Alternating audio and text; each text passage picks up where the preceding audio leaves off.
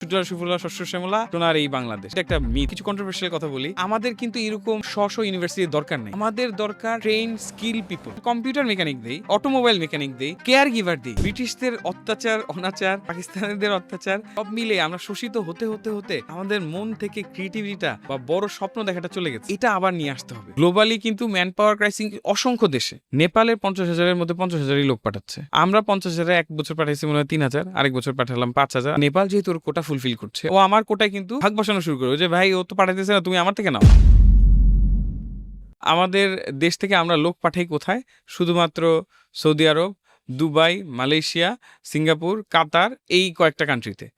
Globally কিন্তু man power crisis অসংখ্য দেশে, কারণ population is ageing, population is degrowing. একটা এক্সাম্পল দিই, জাপান মার্কেটের কথা আমি বলি। জাপানে অ্যাট দ্য মোমেন্ট কয়েক বছর ধরে ওরা লোক নিচ্ছে এবং প্রতি বছর প্রায় 50,000 করে লোক ওরা চাচ্ছে বাংলাদেশ থেকে। নেপালেও 50,000 করে লোক চাচ্ছে। নেপালের 50,000-এর মধ্যে 50,000-ই লোক পাঠাচ্ছে। আমরা 50,000-এ এক বছর পাঠাইছি মনে হয় 3,000, আরেক বছর পাঠালাম 5,000, আরেক বছর এরকম 6,000। তা আপনি চিন্তা করেন, তাহলে 1.5 লাখ পাঠানোর অপরচুনিটি ছিল, আমরা পাঠালাম সব মিলে মাত্র 11,000। আচ্ছা, এখন নেপাল যেহেতু ওর কোটা ফুলফিল করছে, অটোমেটিক্যালি কি হবে? জাপানে তো লোক দরকার, নেপাল আরো লোক পাঠাবে, ও আমার কোটায় কিন্তু ভাগ বসানো শুরু করবে যে ভাই ও তো পাঠাইতেছে না, তুমি আমার থেকে নাও। 6 মাস জাপানিজ ভাষা শিখা লাগে। 6 মাস জাপানিজ ভাষা শিখে আপনি যদি 1-1.5 লাখ টাকা 2 লাখ টাকার চাকরি পান, তাহলে আপনি কেন যাবেন না? শুধু তাই না, আপনাকে ওরা পার্মানেন্ট রেসিডেন্সিও দিবে। শুরুতে টেম্পোরারি রেসিডেন্সি, দেন পার্মানেন্ট রেসিডেন্সি, ফ্যামিলি নিয়ে যেতে পারবেন। কিন্তু আমাদের এখানে ছেলেপেলে ওই ওই সাহসটা করতে পারে না। সে ওই 15,000 টাকা, 20,000 টাকা অথবা একটা সরকারি চাকরির পেছনে বছরের পর বছর নষ্ট করছে।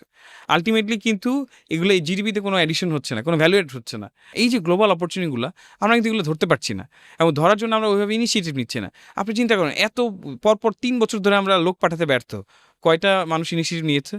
এবং এখানে একটা মজার বিষয় হচ্ছে, যারা ম্যান পাওয়ার লাইসেন্সগুলো নিয়ে বসে আছে, তারাও কিন্তু আসলে রাইট গ্রুপকে অ্যাড্রেস করতে পারছে না। এই যে আপনার প্রাইভেট ইউনিভার্সিটি বলি, ন্যাশনাল ইউনিভার্সিটি বলি, যারা বারবার বলছে পাশ করার পর যে ভাই আমরা চাকরি পাচ্ছি না, আমি গ্র্যাজুয়েট, আমি চাকরি পাচ্ছি না, আমি গ্র্যাজুয়েট, তাদের কতজনকে আমরা জাপানিজ ভাষাটা শিখাতে পারবো? আমি একটা মজার বিষয় বলি, এই বছর রমজান মাসে আমি জাম্বিয়া গিয়েছিলাম। 1 হেক্টর মানে প্রায় 2.5 একর জমির দাম ধরেন $100, 12,000 টাকা। আপনি বাংলাদেশে 1 হেক্টর জমি সবচেয়ে প্রত্যন্ত অঞ্চলেও লাখ টাকাও কিনতে পারবেন না। তা আপনি 10,000 টাকায় অ্যারেবল ল্যান্ড, বছরে 3 বার ফসল হয়। তা আমরা তো এখান থেকে কয়েক লাখ কৃষক এখানে পাঠিয়ে দিতে পারি। এখন কয়েক লাখ কৃষক যদি আমি ওই দেশে পাঠাই, আপনি চিন্তা করেন কি সুবিধা? এক, আপনার হচ্ছে কি এই যে লোকগুলো যেই খাবার খেত, সেই প্রেশারটা কমে গেল। দ্বিতীয়ত, they will send remittance. Third, আপনি যদি সামহাও একটা গভর্নমেন্ট কন্ট্রাক্ট করতে পারেন, এগ্রিকালচারাল ক্রপ যেটা হবে সেটার একটা পোর্শন আপনি পাবেন, তাহলে আপনার কিন্তু ইম্পোর্টের প্রেশার কমে গেল। বাংলাদেশের মার্কেটে আপনি চিন্তা করেন, কয়জন আসলে রাইট মার্কেটে অপারেট করছে? আমি এক্সাম্পল দিই, বাংলাদেশের সবচেয়ে বড় ইন্ডাস্ট্রি কোনটা? Readymade garments. How many startups are there to serve readymade garments industry? আপনি দেখান আমাকে একটা দুইটা ভালো স্টার্টআপ দেখান, নাই। আচ্ছা, সেকেন্ড লার্জেস্ট সেক্টর কি? রেমিটেন্স। রেমিটেন্সের জন্য কয়টা স্টার্টআপ বাংলাদেশে আছে? আপনি দেখবেন এখানেও কোনো স্টার্টআপ নাই। আচ্ছা, এবার আসেন পরের দিকের গুলো কি আছে? লেদার। লেদার নিয়ে কয়টা কোম্পানি কাজ করছে?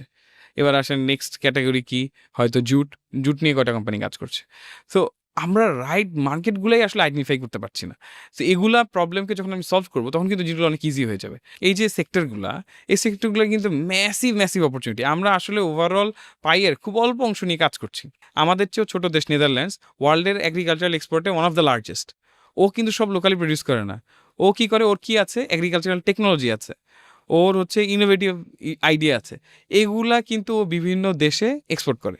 সেটা করে সেই প্রডিউসটা আবার ওরা নিয়ে আসে। ও প্রোডাকশন করছে কয়েক সেন্টে আর বিক্রি করছে কয়েক ইউরোতে। সো ওর কিন্তু মার্জিন হিউজ। ও কি এনশিওর করছে? এগ্রিকালচারাল কমপ্লায়েন্সটা আছে কিনা। এটা কিন্তু আমাদেরও সুযোগ আছে। আমরা কিন্তু লাখ লাখ এমপ্লয়মেন্ট ক্রিয়েট করতে পারবো, কিন্তু আমরা কিন্তু সেটা চিন্তা করছি না। আর আমি যে মাদ্রাসার লোকদের এমপ্লয়মেন্ট নিয়ে বললাম না, এখানে কিন্তু শুধু যে এমপ্লয়মেন্ট হবে তা কিন্তু না, এখানে কিন্তু দাওয়াতের একটা ব্যাপার আছে। আমাদের 18 কোটি মানুষ, 90 ভাগের বেশি, প্রায় এখন মনে হয় 92 ভাগ মুসলিম। এই যে আমাদের নিজেদের মধ্যে দেখবেন প্রচুর মত নিয়ে মারামারি। আমরা যে ইসলাম ধর্মটা পেলাম কয়েক হাজার মাইল থেকে ঘোড়ায় চড়ে, নৌকায় করে অথবা জাহাজে করে মানুষ কষ্ট করে এসে, মাসের পর মাস কষ্ট করে এসে ইসলাম প্রচার করলো। তো আমরা এভাবে ইসলাম পাইলাম। আপনি দেখেন আমাদের পাশের কয়েকটা স্টেটেও কিন্তু ইসলাম ধর্ম নাই ভারতে। মাঝখানে অনেক দূর পর্যন্ত কিন্তু ইসলাম নেই। তারপরে গিয়ে পাকিস্তানে আছে, তারপরে ইরানে আছে, তারপর ইরাকে আছে, রাইট? তো আমরা উই আর ব্লেসড, আলহামদুলিল্লাহ। কিন্তু আমরা কত জায়গায় ইসলাম প্রচার করলাম? আমাদের কি কোনো দায়িত্ব নাই? তা আমরা তো এটার এক্সপানশনের জন্য কোনো কাজ করলাম না। আমরা যদি এখন ধরেন জাপানে ১,০০,০০০ লোক এরকম এভাবে পাঠাইতে পারতাম, তারা যদি ওইখানে বংশবৃদ্ধি করত বা তারা যদি এখানে ইসলাম প্রচার করত, রিভার্ট করতে পারত, তাহলে কিন্তু অটোমেটিক্যালি ইসলাম ওখানে ছড়াই যেত। এরকম শুধু তাই না, আরও এই যে বললাম আফ্রিকার অনেক দেশে আমি দেখলাম যে তারা ধর্ম নিয়ে অ্যাওয়ারই না। তাদেরকে যেহেতু খ্রিস্টান ধর্ম প্রচার করা হয়েছে তাই সে খ্রিস্টান, এবং they keep changing denomination, they are seeking the truth. সে জানে না যে কোনটা আসলে সত্য। সো আমি যখন তাদের সাথে কথা বলছি সে খুব কিউরিয়াস, আচ্ছা তোমাদের ইসলামটা কি, কেন, আমি কি এটার পার্ট হইতে পারি কি না, প্রচুর এই ধরনের কিউরিয়াসিটি ওদের মধ্যে। তা আমরা তখন বুঝতে পারলাম যে আসলে কখনো প্রচারই করা হয়নি। তো প্রচার যদি না করেন ও তাহলে মুসলিম হবে কীভাবে? আমরা একই কাজ করে একই সাথে রেমিটেন্স আনতে পারি, আমরা ইসলামের প্রচারও করতে পারি, আমরা আমাদের যে এগ্রিকালচারাল চ্যালেঞ্জগুলো আছে এগুলো কিন্তু সলভ করতে পারি। যেমন আমাদের একটা মিসকনসেপশন আছে, আমি একটু ক্লিয়ার করে দিই। আমরা মনে করি যে ছোটবেলা থেকে আমরা যেহেতু কবিতায় বা গদ্য পদ্যে পড়ছি যে সুজলা সুফলা শস্য শ্যামলা সোনার এই বাংলাদেশ, সবসময় এটা আমাদের পড়ে পড়ে আমার মাথায় ঢুকানো দেওয়া হয়েছে। আর পলিটিক্যাল স্টেটমেন্ট তো আছেই, আমরা খাদ্য স্বয়ংসম্পূর্ণ, খাদ্য স্বয়ংসম্পূর্ণ, খাদ্য স্বয়ংসম্পূর্ণ। এটা একটা মিথ, পুরোপুরি মিথ্যা কথা। আসেন এবার কিভাবে, এই যে আমরা বসে চা খাচ্ছি, মজার বিষয় হচ্ছে যে চা আমরা জানি ছোটবেলা থেকেই যে প্রচুর চা আমাদের উৎপাদন হয় সিলেটে, চট্টগ্রামে, এখন আবার পঞ্চগড়েও চায়ের উৎপাদন, যে চায়ের বাম্পার ফলন। আপনি লাস্ট 10 বছরের ডেটা দেখবেন, প্রতি বছর আমরা কিছু না কিছু চা আমদানি করি। আচ্ছা, চায়ের মধ্যে যে চিনিটা দিলাম মিষ্টি হওয়ার জন্য, অথবা আমরা তো মিষ্টি খুব পছন্দ করি, আমরা অনেক ধরনের মিষ্টি প্রডিউস করি, মিষ্টির যে মেইন ম্যাটেরিয়ালগুলো ধরেন চিনি ৯৯ ভাগ আমদানি করা হয়। বছরভেদে ভিন্নতা ৯৫ থেকে ৯৯ ভাগ। আচ্ছা, এবার আসেন সকালে আপনি নাস্তা শুরু করলেন, কি দিয়ে খান? ধরেন রুটি দিয়ে খান। রুটির যে র ম্যাটেরিয়াল গমের ৯৫ ভাগ আমদানি করা। আচ্ছা, আপনি রুটি ভাল লাগতেছে না, আপনি ভাবিকে বললেন আজকে পরোটা খাবো। পরোটা যে তেলটা দিয়ে ভাজবে, হয় সয়াবিন তেল অথবা পাম তেল। সয়াবিনের ৯০ ভাগের বেশি আমদানি করা, পাম তেলের ১০০ ভাগই আমদানি করা। ভাতের সাথে একটু ডাল মিশিয়ে খাবেন, ডালের ৬০-৭০ ভাগ আমদানি করা। দেশি ডাল, এটা মিথ্যা কথা। অস্ট্রেলিয়ার নিপার ডালকে সর্ট করে ছোট দানার ডালকে বলা হয় দেশি ডাল। চাল বললাম, ডাল বললাম, তেল বললাম, চিনি বললাম। এরপরে আসেন আরও মশলার কথায় আসি, মশলাও আমদানি করা। আপনি এখান থেকে নিচে নেমে ধরেন স্বপ্নতে যান, ইউনিমার্টে যান, অথবা আপনি একদম যে ভ্যানওয়ালা যে ফল বিক্রি করতেছে, দেখেন ফলগুলোর দিকে তাকায়, আপনি দেখবেন কি বিক্রি করতেছে, আপেল, বেদানা, আঙ্গুর, তারপর কমলা। একটাও তো লোকালি প্রডিউস না, মালটা, এগুলো একটাও বাংলাদেশে প্রডিউস করে না। এই ফলগুলা বিভিন্ন জায়গা থেকে কয়েক মাস পাড়ি দিয়ে তারপরে বাংলাদেশে আসছে। বাংলাদেশে আসার পর কত মাস ছিল এটা আপনি জানেন না। আপনি ইভেন যদি বাইরে রেখে দেন ১-২ মাস, দেখবেন ফলের কিছু হচ্ছে না। কি পরিমাণ রাসায়নিক দিলে এই জিনিসটা ৬ মাস এভাবে থাকতে পারতেছে। অথচ আপনি দেখবেন যে পেয়ারা, আমড়া, এগুলো দেখবেন রেখে দিলেই পচে যায়। কারণ কি, এখানে রাসায়নিক দেয় নাই। এই যে লোকাল ফ্রুটগুলা, এগুলা নিয়ে কিন্তু আমাদের মধ্যে এক্সাইটমেন্ট কম। আপনি শুধুমাত্র ফল আমদানি পিছনে আমরা প্রায় $1 বিলিয়ন খরচ করি। এটা কিন্তু আমাদের হ্যাবিটের দোষ। আমরা যদি এটা নিয়ে অ্যাওয়ারনেস ক্রিয়েট করি, আপনি দেখবেন কোনো রাজনীতিবিদ এটা নিয়ে কথা বলে না, কোনো অর্থনীতিবিদ এটা নিয়ে কথা বলে না, কোনো পত্রিকা এটা নিয়ে লেখে না। এগুলো কিন্তু অ্যাওয়ারনেসের অভাব। আমরা কিন্তু বিলিয়ন বিলিয়ন ডলার খরচ করছি আননেসেসারিলি। আপনি দেখেন ইন্ডিয়া, আপনি যতই ওকে বকা দেন, যতই ওকে গালি দেন, they are pushing themselves to become self sufficient. আজ থেকে ৩০-৪০ বছর আগে they use to import wheat, they use to import cooking oil, they use to import powder milk. At the moment they are manufacturing everything locally. আমরা কেন করতে পারছি না? আপনি যান একটা সুপার শপে, দেখবেন যে majority of this products are imported. কেন? Very unfortunate. আমরা সেলফ সাফিসিয়েন্ট হওয়ার জন্য কী করছি? আমরা দেশকে বেটার এমপ্লয়মেন্ট অপরচুনিটি ক্রিয়েট করার জন্য কী করছি? এই জিনিসগুলো নিয়ে কার দায়িত্ব? এটা নিয়ে কিন্তু ওরকম কোনো চিন্তাভাবনা আসলে আমি দেখি না। বোকার মতো একটা প্রশ্ন করি, সেটা হচ্ছে কি যে এই যে একটা দেশ হিসেবে বাংলাদেশ, 18 কোটি মানুষ, এত ফার্টাইল ল্যান্ড থাকা সত্ত্বেও আমরা এত বেশি পরিমাণ বাইরের থেকে জিনিস কিনি, যেটা আপনি বললেন, উইচ ইজ ভেরি ট্রু। এটার সবচেয়ে ভয়ঙ্কর জিনিসটা কি আমাদের ইকোনমির উপরে ওভারঅল? সবচেয়ে ভয়ঙ্কর জিনিসটা কি? এই যে ইউক্রেন রাশিয়া ওয়ার হলো, এবং হচ্ছে গিয়ে গ্লোবালি যখন ইম্পোর্টের রুটগুলো ডিফারেন্ট হয়ে গেল, অটোমেটিক্যালি কিন্তু বাংলাদেশে খাদ্যপণ্যের দাম ডাবল হয়ে গেল। আচ্ছা, এবার আসেন, আপনি দেখবেন সবাই গালি দিচ্ছে। কাকে? রাজনীতিবিদদের গালি দিচ্ছে, বড় বড় গ্রুপ অফ কোম্পানিগুলো গালি দিচ্ছে যে সিন্ডিকেট করে দাম বাড়াচ্ছে। Is it actually true?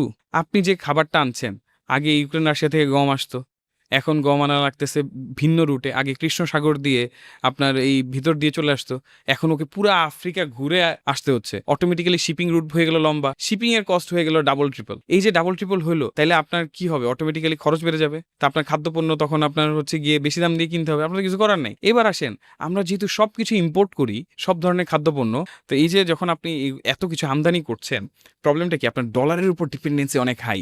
On the other hand আপনি ওই রেমিটেন্স নিয়ে অত একটা কাজ করছেন না, আপনি এই বড় বড় মার্কেটগুলো নিয়ে কাজ করছেন, আপনি স্কিল লেবার পাঠাচ্ছেন না, আপনার রেমিটেন্স আর্নিং কিন্তু কম। আপনি বলতেছেন $25 বিলিয়ন আমরা হাততালি দিচ্ছি প্রতি বছর, আমরা অনেক রেমিটেন্স নিয়ে আসতেছি। আমাদের 18 কোটি জনসংখ্যা, ফিলিপাইন্সের 10 কোটি। ফিলিপাইন্স আমাদের ডাবল রেমিটেন্স আনে, আমরা কেন আনতে প্রায় পারছি না? 50 বিলিয়ন। হ্যাঁ, তো তাহলে তা আমরা তো আসলে ওইখানে নাই। We have a long way to go. একটা হচ্ছে ডলার আমরা আরও অনেক আনতে পারি, তাহলে পরে কি হবে? আমাদের এই ইম্পোর্টের যে চ্যালেঞ্জগুলো সেটা কমে যাবে, সেটা হচ্ছে এক। But on the other hand, এই যে সেলফ সাস্টেনেন্সের জন্য একটা প্রপার প্ল্যানিং দরকার। আপনি যতক্ষণ সেলফ সাফিসিয়েন্ট না হবেন, ততদিন পর্যন্ত এই ডলারের উপর নির্ভরতা আপনার থাকবে। প্ল্যানিংয়ের যে অভাব, যে সে ফর এক্সাম্পল আমাদের প্রায় বছরই আলু সারপ্লাস থাকে, কিন্তু আমরা এক্সপোর্ট করতে পারি না। বা আমের কিন্তু প্রতি বছর প্রায় 30-40 ভাগ আম নষ্ট হয়, আমরা কিন্তু এক্সপোর্ট করতে পারছি না। কেন? রেলেভেন্ট ইন্ডাস্ট্রি নাই বা ভ্যালু অ্যাডেড প্রোডাক্ট নেই। এখানে কোনো প্রসেসিং ইউনিট নাই কেন? এটা নিয়ে কে কাজ করবে? তো আমার কাছে মনে হয় যে commerce, industry, agriculture ministry collaborative ওয়েতে একটা কাজ করার সুযোগ আছে। আনফর্চুনেটলি এখানে প্রপার প্ল্যানিংয়ের অভাব। এই প্ল্যানগুলো আমাদের করতে হবে। এগুলো সব কিন্তু একই সূত্রে গাঁথা। আপনি যত বেশি ইম্পোর্ট ডিপেন্ডেন্সি কমাবেন, যত বেশি আপনি হচ্ছে গিয়ে রেমিটেন্স আর্ন করবেন, তত অ্যাজ এ কান্ট্রি আপনি ইকোনমিক্যালি স্ট্রং হবেন। তখন আপনি অনেক কিছু ডমিনেট করতে পারবেন। এবং আমাদের পপুলেশন প্রেশারটা কমাইতে হবে। প্রেশার কমানোর ওই হচ্ছে যে আপনাকে ম্যান পাওয়ার এক্সপোর্ট করতে হবে। আমি একটা মজার জিনিস বললাম যে আমরা বাংলাদেশ থেকে এক্সপোর্ট করেছি। কি এক্সপোর্ট করেছি? মুড়ি। কি এক্সপোর্ট করেছি? সরিষার তেল। কার জন্য করলাম? বাংলাদেশি ডায়াসপোরার জন্য করলাম। এখন বাংলাদেশি ডায়াসপোরা আছেই 10টা দেশে, তাহলে আমি কি 10 দেশের বাইরে যেতে পারবো না? আমার তো ডায়াসপোরাও আরও অন্যান্য দেশে ক্রিয়েট করতে হবে। আমরা বিভিন্ন দেশে diaspora, but we are not dominant. আমরা হয়তো শুধু লেবার গ্রুপ। আমরা কেন ডিসিশন মেকিং গ্রুপে যেতে পারছি না? কারণ আমরা ওই ধরনের লোককে পাঠাচ্ছি না। আমাদের কিন্তু আরও অনেক বেশি ট্যালেন্টকে ওইসব দেশে পাঠায় ওগুলা দেশে কন্ট্রোল নিতে পারতে হবে। ওই ইকোনমির বিভিন্ন সেক্টরে কন্ট্রোল নিতে পারতে হবে। আমরা যতক্ষণ ওটা করতে না পারবো, ততক্ষণ পর্যন্ত কিন্তু আমরা বড় হতে পারবো না। সো আমার কাছে মনে হয় যে এই ইন্ডাস্ট্রিগুলো নিয়ে ওইভাবে স্ট্রাকচার্ড ওয়েতে কেউ আসলে ওইভাবে আগে আসছে না। এবং আমরা যদি আনতে পারতাম, এখানে যদি কিছু স্টার্ট আপ আসতো, আমার কাছে মনে হয় যে ইনভেস্টরও এক্সাইটেড হতো। কেন? কারণ আপনি 500 মিলিয়ন 300 মিলিয়ন মার্কেটের চেয়ে আপনি $20 বিলিয়ন একটা মার্কেট নিয়ে কাজ করছেন। আপনি যদি এটার 20 ভাগের 1 ভাগও ক্যাপচার করতে পারেন, you are still $1 billion company. So আমরা ইউনিকর্ন হতে চাই, কিন্তু আমরা বড় মার্কেট নিয়ে কাজ করতে চাই না। আমরা এই পেইনফুল জিনিসগুলো নিয়ে কাজ করতে চাই না। যেখানেই পেইন, সেখানেই কিন্তু আসলে অপরচুনিটি। এই ভিডিও ক্লিপসগুলো যদি আপনি মিস করতে না চান, পার্সপেক্টিভ ক্লিপসে সাবস্ক্রাইব করুন।